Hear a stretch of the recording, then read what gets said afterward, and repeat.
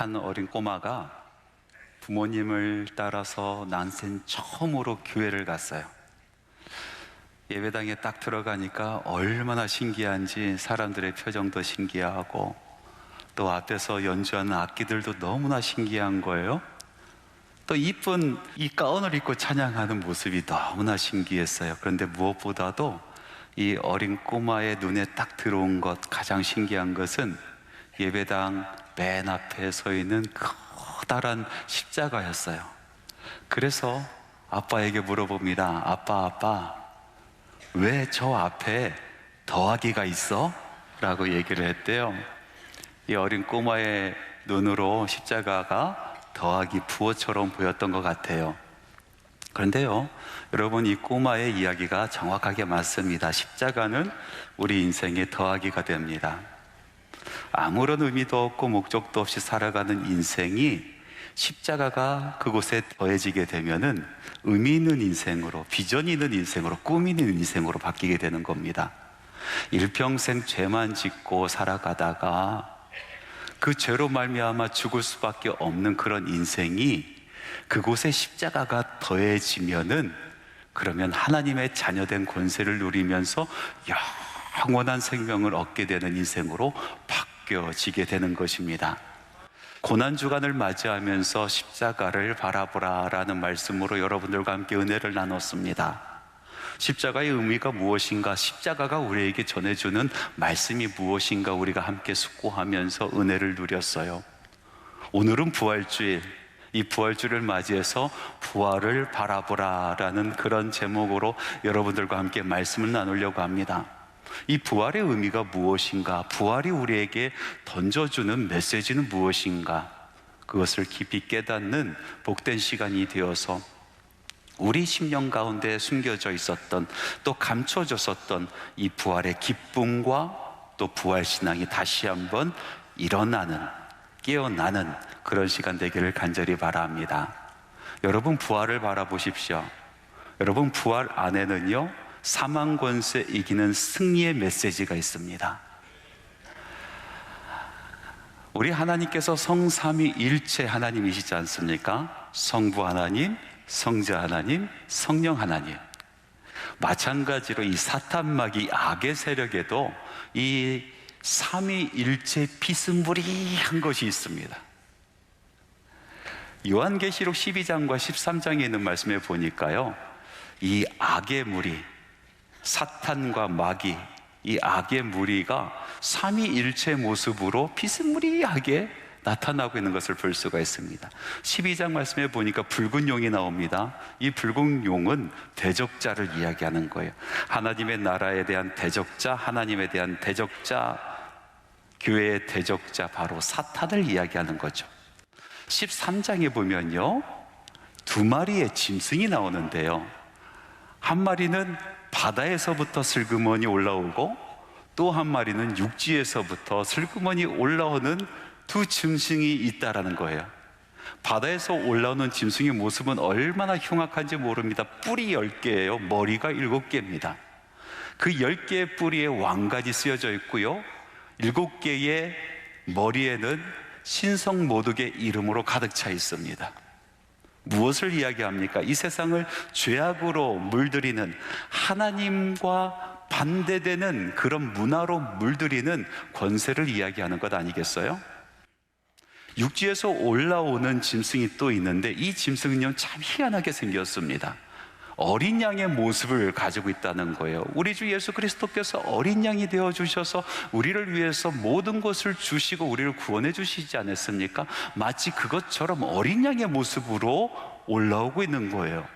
사람들이 깜빡 쏟습니다. 아, 어린 양이시구나 하면서 경배하려고 합니다. 그런데요, 뿔이 2개가 나 있어요. 이상하다. 어린 양에 왜 뿔이 2개 나 있을까?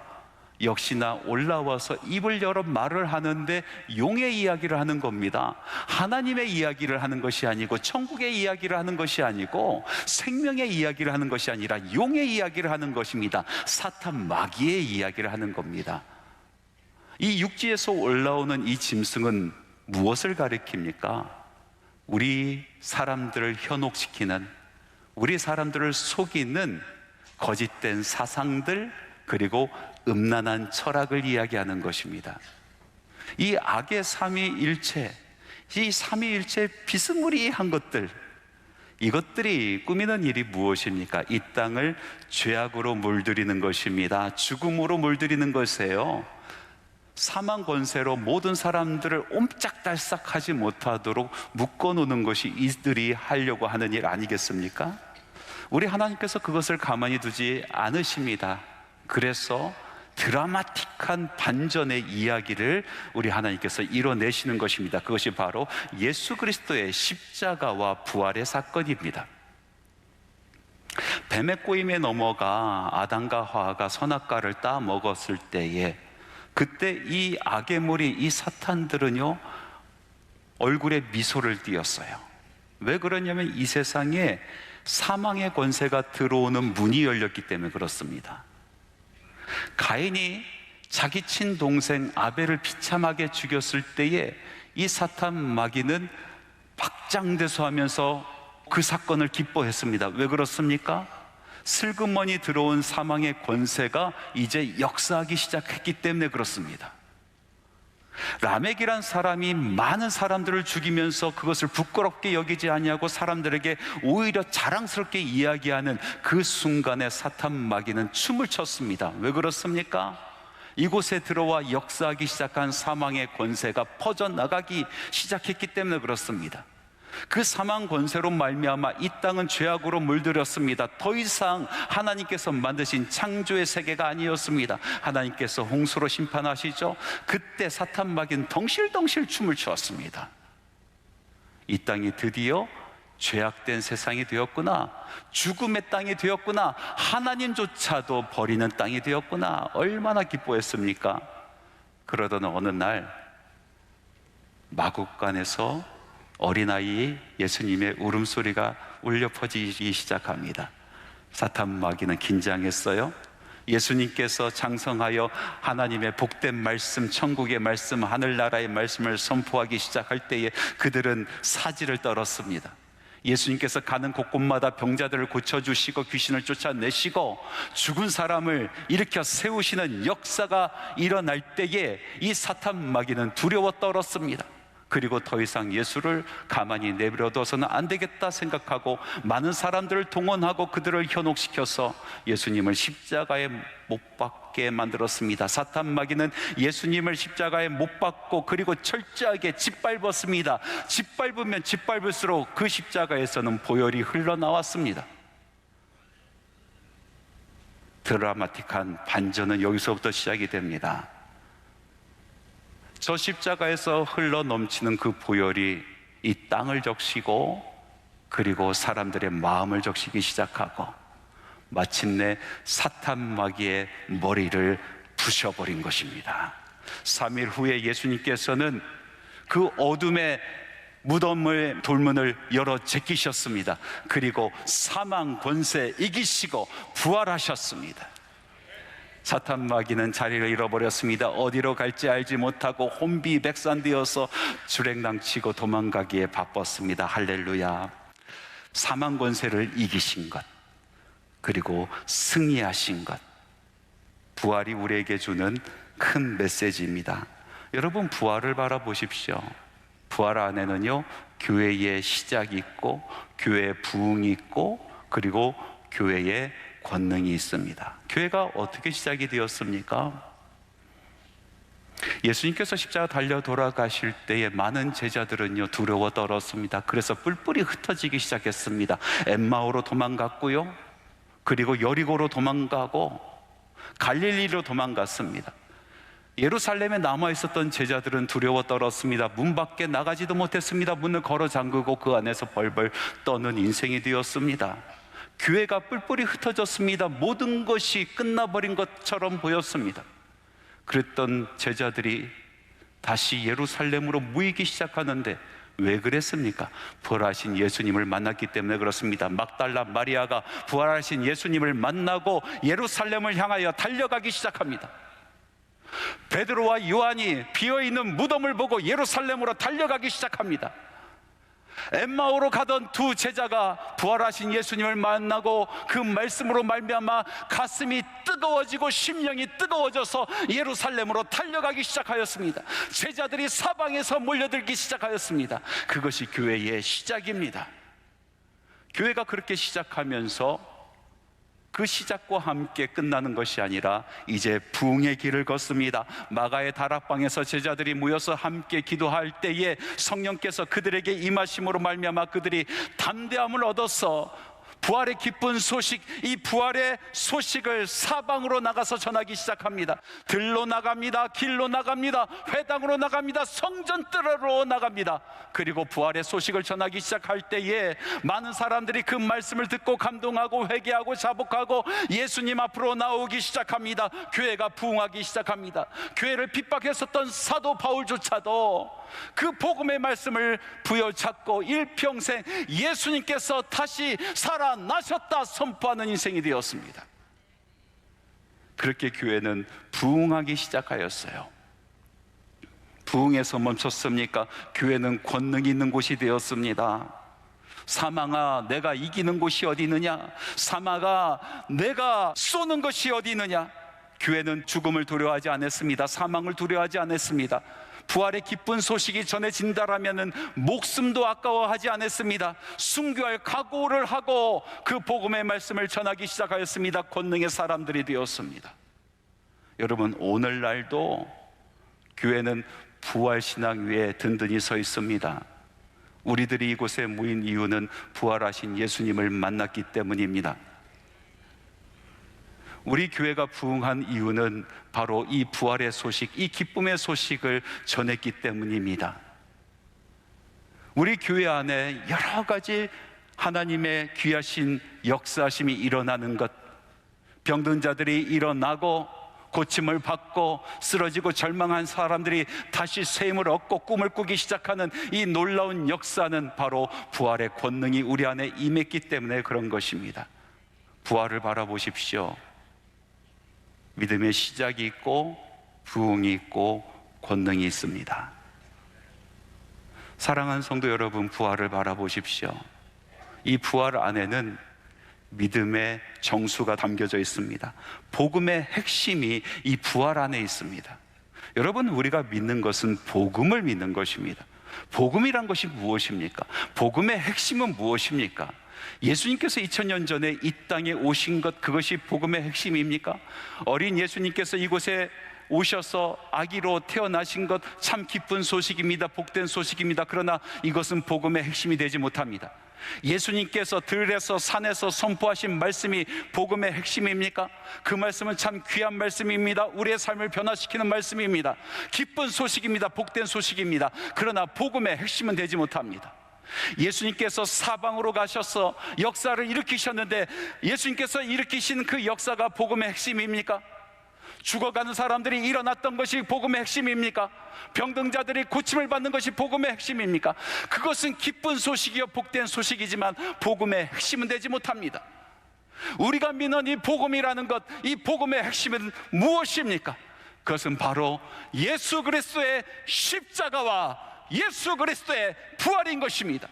우리는 예수 그리스도의 십자가를 믿고 예수님의 부활을 믿습니다. 우리가 선포하는 것은 예수 그리스도의 십자가와 부활인 것입니다. 그것이 바로 복음의 핵심입니다. 여러분, 부활을 잘못 알고 오해를 하고 계신 분들이 있습니다. 어떤 사람은 부활을 이렇게 이해를 합니다. 반복적으로 돌아가는 자연의 현상처럼 어둠이 깊어지면 새벽이 오고 겨울이 끝나면 봄이 찾아오고 얼어붙었던 땅에 새순이 돋아나고 아무것도 하지 못할 것 같은 그 계란에 생명이 움트고 이것이 부활인 것처럼 생각하시는 분들이 있어요. 그런데 여러분, 예수님께서 이루신 부활은요, 이런 것이 아니고 초자연적인 것입니다. 반복적인 것이 아니라 우주의 역사에서 이례적인 사건이었습니다. 어떤 사람은 부활을 이렇게 오해를 합니다. 부활이라는 것은 관념이나 신념의 계승으로 보는 사람들이 있어요. 예수님께서 하나님의 나라를 꿈꿨는데, 그리고 그 나라를 위해서 제자들을 가르쳤는데 예수님께서 그것을 이루지 못하고 죽음을 맞이하셨다. 그런데 예수님의 이 정신, 하나님의 나라에 대한 이 꿈, 이 관념, 이 사상이 제자들의 심령 가운데 다시 피어오르기 시작하고 제자들의 삶 가운데 다시 살아나기 시작하였다. 이것이 곧 부활이다, 이렇게 믿는 사람들이 있습니다. 여러분, 부활은 관념적인 것이 아닙니다. 사상의 부활이 아닙니다. 관념의 부활이 아닙니다. 꿈이 다시 살아나는 것도 아닙니다. 부활이라는 것은 우리 전 존재가, 우리 영과 혼과 육이 완전히 살아나는 것을 이야기하는 것입니다. 어떤 사람은 부활을 이렇게 오해하고 있습니다. 부활을 어떤 환생이나 소생처럼 보는 사람들이 있어요. 여러분, 성경 말씀에 보면은 죽었다 살아나는 사람들의 이야기가 얼마나 많이 나오고 있습니까? 수넴 여인의 아들이 죽었다 살아났습니다. 야이로의 딸이 죽었다 살아났습니다. 나사로가 죽었다 살아났습니다. 유두고가 죽었다 살아났습니다. 그러나 이들이 죽었다 살아난 것을 두고 부활이라고 얘기하지 않습니다. 왜? 예수님께서 이루신 그 부활과는 차원이 다른 것이기 때문에 그렇습니다. 이 사람들은 죽었다 은혜를 입고 다시 살아났지만 다시 죽음을 맞이하였습니다. 그러나 우리 예수님께서 이루신 이 부활이란 것은 죽었다 살아났다, 때가 돼서 다시 죽은 것이 아니라 영원한 것으로 이어졌다는 것입니다. 그래서 성경 말씀에 나오는 이 죽었다 살아났던 이 이야기들을 소생이라고 부르고, 예수님의 부활을 우리는 부활이라고 부르는 것입니다. 더 놀라운 것이 무엇인지 아십니까? 이 초자연적이고 우주적인 이 사건, 전인적으로 다시 살아나는 이 사건, 잠시 살아났다 또다시 죽음을 맞이하는 것이 아니라 영원으로 이어지는 이 사건, 이 사건이 우리에게도 임한다라는 것입니다. 우리 주님께서 약속하여 주셨습니다. 우리 주님께서, 우리 예수님께서는 부활의 첫 열매가 됐습니다.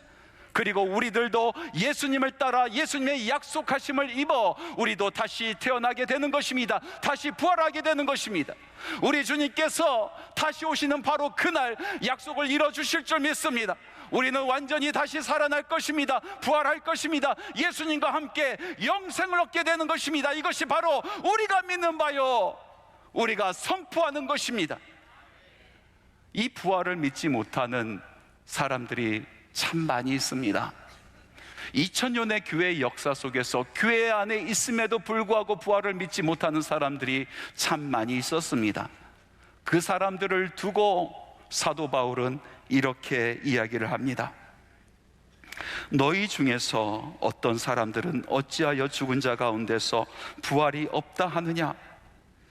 그리스도께서 다시 살아나신 일이 없으면 너희의 믿음도 헛되고 너희가 여전히 죄 가운데 있을 것이요, 또한 그리스도 안에서 잠자는 자도 망하였으리니 만일 그리스도 안에서 우리가 바라는 것이 다만 이 세상의 삶뿐이면 모든 사람 가운데 우리가 더욱 불쌍한 자이리라. 여러분, 우리 예수님께서 부활하셨습니다. 그리고 주님 다시 오신 날 우리도 살리십니다. 우리는 예수님과 영원히 살게 됩니다. 말씀을 맺겠습니다. 이 부활의 아침, 부활의 기쁜 소식을 전합니다. 부활을 바라보십시오. 여러분, 절망하셨습니까? 낙심하셨습니까? 실패하셨습니까? 부활 안에 승리가 있습니다. 여러분, 낙심과 절망으로 말미암아 여러분의 심령 가운데 슬픔이 가득하십니까? 그 슬픔이 변하여 기쁨의 노래가 될 줄 믿습니다. 여러분, 이 아침에, 이 부활의 아침에 우리 다시 한번 고백합시다. 나는 부활을 믿습니다. 나는 예수님께서 다시 살아나신 것을 믿습니다. 나는 이 부활의 신앙으로 살아가겠습니다.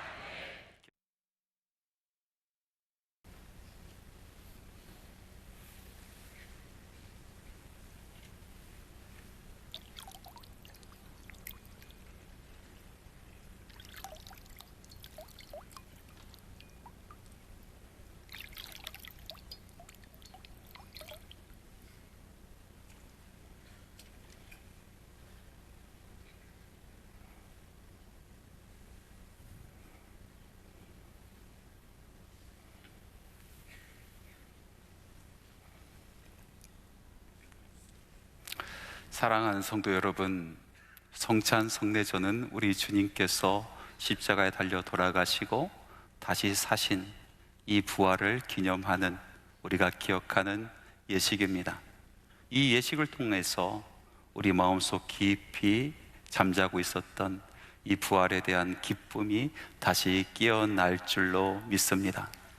부활의 아침, 이 부활주일날 여러분들을 주님의 식탁으로 초대합니다. 성찬 제정의 말씀, 내가 너에게 전한 것은 주께 받은 것이니 곧 주 예수께서 잡히시던 밤에 떡을 가지사 축사하시고 떼어 이르시되 이것은 너희를 위하는 내 몸이니 이것을 행하여 나를 기념하라 하시고, 식후에 또한 그와 같이 잔을 가지시고 이르시되 이 잔은 내 피로 세운 새 언약이니 이것을 행하여 마실 때마다 나를 기념하라 하셨으니 너희가 이 떡을 먹으며 이 잔을 마실 때마다 주의 죽으심을 그가 오실 때까지 전하는 것이니라. 아멘. 기도하겠습니다. 은혜로우신 하나님, 예수 그리스도를 우리에게 보내주시사 십자가의 죽으심으로 우리를 구원해 주셔서 너무나 감사드립니다. 주님께서 피 흘려 죽으심과 부활의 능력으로 다시 사심을 기념하고 영생의 떡과 구원의 잔을 받고자 하오니 성령 하나님, 이 떡과 잔에 임재하여 주시고 거룩하게 하여 주시고 온 교회가 이 거룩한 예식을 통하여 구원의 감격과 부활의 기쁨을 누리게 하여 주시옵소서. 예수님의 이름으로 기도합니다. 아멘. 예수님께서 잡히시던 날 밤 떡을 가지사 축사하시고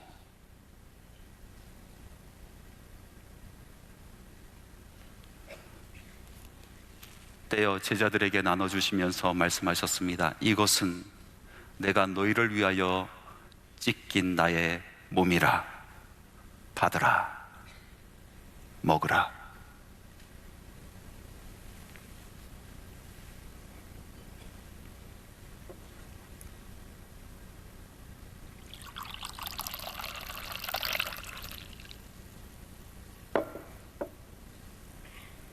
식후에 잔을 가지시고 축사하시고 제자들에게 나눠주시면서 말씀하셨습니다. 이 잔은 내가 너희를 위하여 흘린 나의 피, 곧 언약의 피라. 받으라, 마시라. 사랑하는 성도 여러분, 하나님의 백성에게 주시는 하나님의 선물입니다.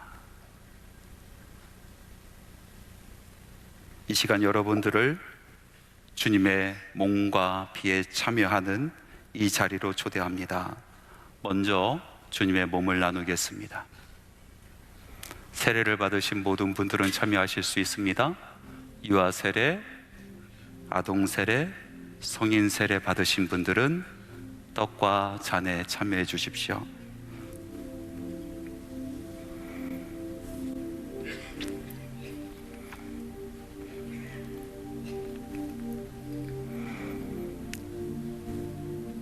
예수께서 이르시되 내가 진실로 진실로 너희에게 이르노니 인자의 살을 먹지 아니하고 인자의 피를 마시지 아니하면 너희 속에 생명이 없느니라.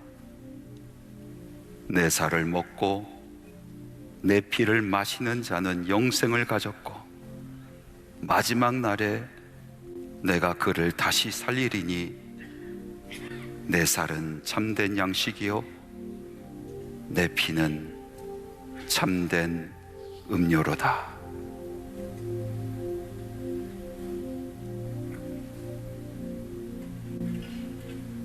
이제 받으신 떡을 들겠습니다. 이 떡은 단순히 떡이 아니라 우리를 위하여 우리 주님께서 찢기신 주님의 몸, 생명의 양식입니다. 우리 함께 먹을 때 고백합시다. 생명의 떡에 동참합니다. 함께 고백하며 함께 참여하겠습니다. 생명의 떡에 동참합니다.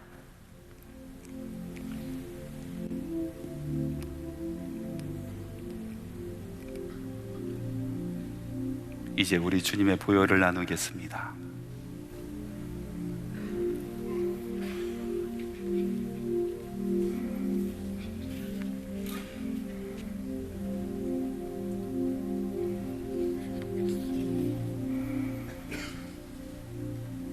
육체의 생명은 피에 있음이라.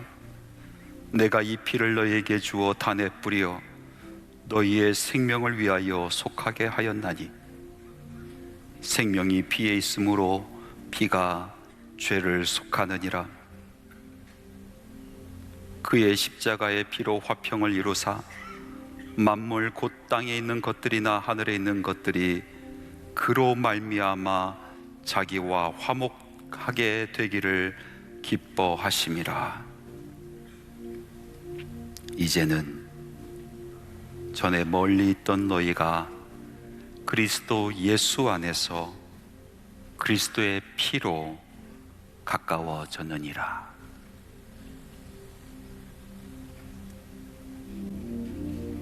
자, 이제 잔을 드시고 믿음의 눈을 들어 주를 바라봅시다.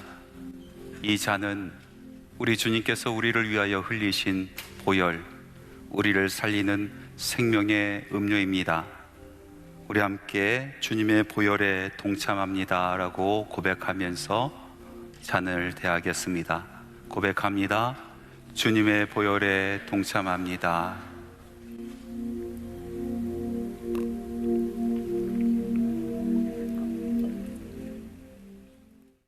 기도하겠습니다. 참 좋으신 하나님 아버지, 감사와 찬양을 올려드립니다. 우리 주님께서 독생자 예수 그리스도를 우리에게 보내주셔서 십자가에 달려 돌아가시게 하시고 그 몸을 다 찢겨 우리를 먹이시고 그 피가 다 쏟아지게 하여 주셔서 우리가 언약 백성이 되었나이다.